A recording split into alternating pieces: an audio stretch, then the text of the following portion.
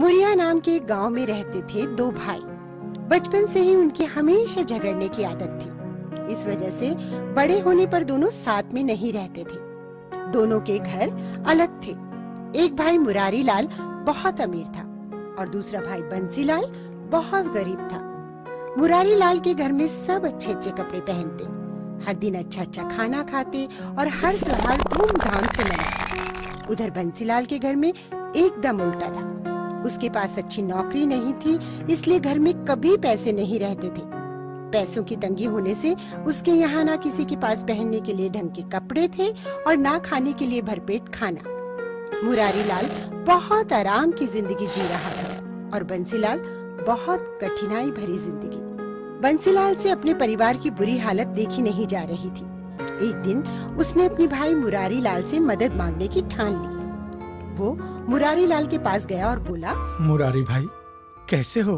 ठीक हूँ मैं, लेकिन तुम यहाँ क्यों आए हो? मैं बहुत मुसीबत में हूँ भाई, मुझे तुम्हारी मदद चाहिए। मुझे कुछ पैसे उधार चाहिए।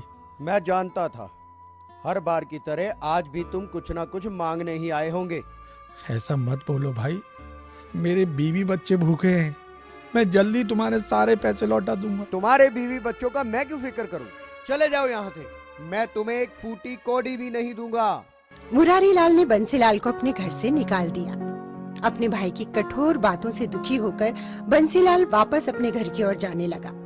रास्ते में उसने देखा कि एक बहुत बूढ़ा आदमी लकड़ियों का बड़ा गट्ठा उठाने की कोशिश कर रहा है। बंसीलाल अच्छे स्वभाव का था, उससे ये देखा नहीं गया कि इतना बूढ़ा आदमी अकेला इतना वजन उठा रहा है। उसने उनकी मदद करने की सोची। अरे काका रुकिए, मैं आपकी मदद कर देता हूँ। ओह, धन्यवाद। मुझसे भारी वजन उठाया ही नहीं जा रहा है। अच्छा हुआ तुम आ गई, लेकिन तुम इतने परेशान क्यों दिख रहे हो? नहीं काका, कुछ नहीं। देखो, तुम मुझे अपनी परेशानी बता सकते हो। शायद मैं तुम्हारी कुछ मदद कर सकूं। बोलो बेटा, क्या बात है? मैं बहुत गरीब हूँ काका, मेरा परिवार भूखा है और मैं कुछ भी नहीं कर पा रहा हूँ। मैं पैसे भी नहीं कमा पा रहा। मुझे कुछ समझ में नहीं आ रहा कि अपने परिवार का पोषण कैसे करूं। अच्छा, ये बात है। तुम ये लकड़ियां का गट्ठर मेरे घर तक पहुंचाने में मदद करो तो मैं भी तुम्हारी परेशानी दूर कर सकता हूँ। क्या? सच में? चलिए, मैं आपकी मदद करूंगा। बंसीलाल ने वो भरा गट्ठर अपनी पीठ पे लादा और उस बूढ़े इंसान के पीछे पीछे उनके घर तक गया। इस गट्ठर को यहाँ रख दो बेटा। धन्यवाद। प्रभु तुम्हारी सारी परेशानियां दूर करे। फिर वो अपने घर से एक मीठी रोटी लाया और बंसीलाल को दे दी। इस रोटी को लेकर तुम जंगल में जाओ। काफी दूर जाने पर तुम्हें आलू बुखारे के 3 पेड़ दिखेंगे। उन पेड़ों के पीछे एक छोटा सा पहाड़ है और पहाड़ के ऊपर एक छोटी सी झोपड़ी। वहाँ 3 बौने रहते हैं और उन्हें मीठी रोटी बहुत पसंद है। उन्हें ये रोटी देकर बदले में तुम्हें उनसे पैसे नहीं, पत्थर की चक्की मांगनी है। बंसीलाल ने उनकी सारी बात बहुत ध्यान से सुनी और मीठी रोटी लेकर वो तुरंत जंगल की ओर निकल पड़ा। बहुत देर आगे चलने पर उसे आलू बुखारा के वो 3 पेड़ दिखे जो उस बूढ़े आदमी ने बताए थे। उन पेड़ों के फल बहुत मीठे और ताजे लग रहे थे। बंसीलाल का मन वहाँ कुछ देर रुककर फल खाकर आगे बढ़ने का हुआ, लेकिन वो उन बौनों के पास पहुँचने में देर नहीं करना चाहता था। उसने अपनी भूख को नजरअंदाज किया और आगे बढ़ता रहा। थोड़ा आगे बढ़ने पर उसे पहाड़ दिखा और उस पहाड़ के ऊपर एक छोटी सी झोपड़ी। झोपड़ी देखकर बंसीलाल खुश हो गया और एक नई फुर्ती के साथ वो आगे बढ़ने लगा। वो झोपड़ी के अंदर गया और उसने देखा वहाँ 3 बौने थे। बूढ़े आदमी की सारी बातें सच थी। वो पहले से ही मन उस बूढ़े आदमी का धन्यवाद करने लगा। बंसीलाल ने पहले कभी बौने नहीं देखे थे। उन्हें देखते ही वो थोड़ा उत्साहित हो गया।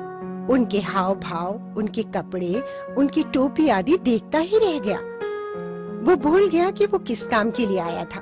लेकिन बौने उसे देखकर बहुत नाराज हो गए। लेकिन बंसीलाल अपने उत्साह में उनका गुस्सा देख ही नहीं पाया। अचानक बौना बोला, कौन हो तुम?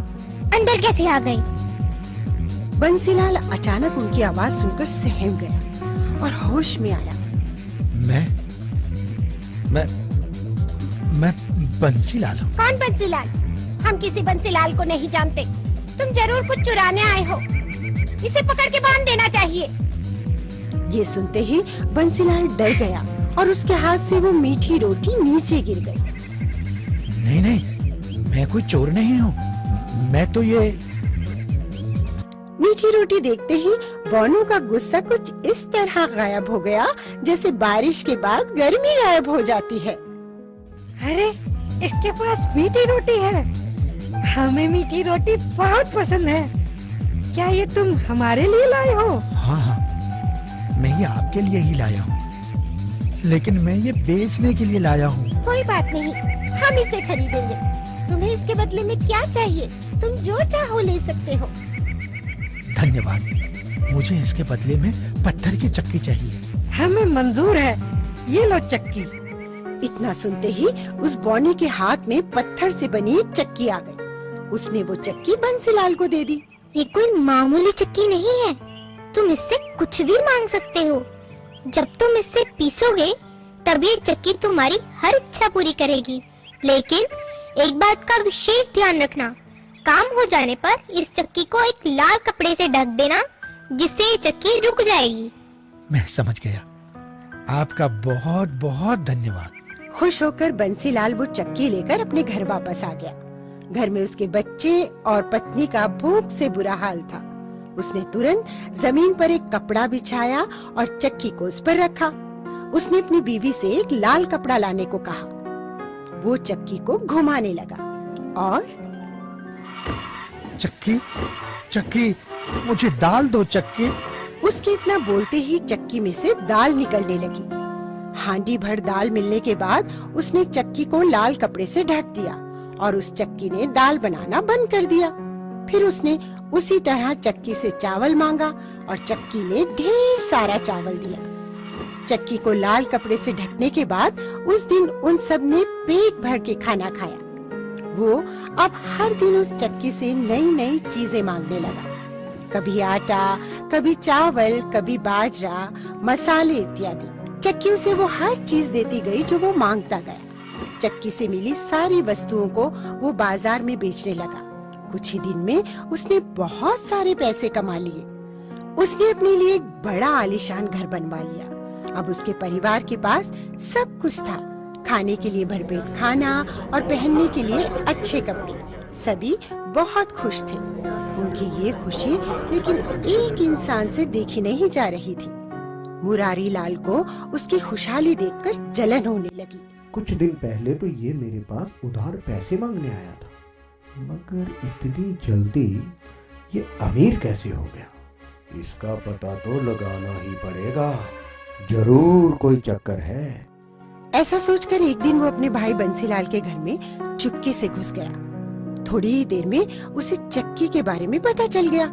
अगले ही दिन उसने उस जादुई चक्की को चुरा लिया और अपने परिवार के साथ गांव छोड़ने की ठान ली। चक्की लेकर वो गांव से निकल पड़ा।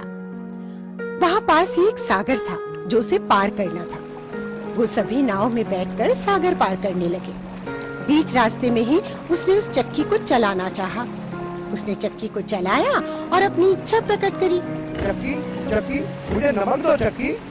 बस फिर क्या था, चक्की ने नमक निकालना शुरू कर दिया। उस चक्की से नमक निकलता रहा और नाव बहुत भारी हो गई। अपने लालच के चक्कर में मुरारी लाल ने उस चक्की को बंद करने का तरीका ही नहीं देखा था। अब वो चक्की घूमती रही और उससे नमक निकलता गया। नमक के भार से उसकी नाव डूब गई और मुरारी लाल का पूरा परिवार उस सागर में डूब गया। फिर भी चक्की से नमक निकलना बंद नहीं हुआ। आज भी उस चक्की में से नमक निकल रहा है। शायद इसलिए सागर का पानी खारा हो गया है।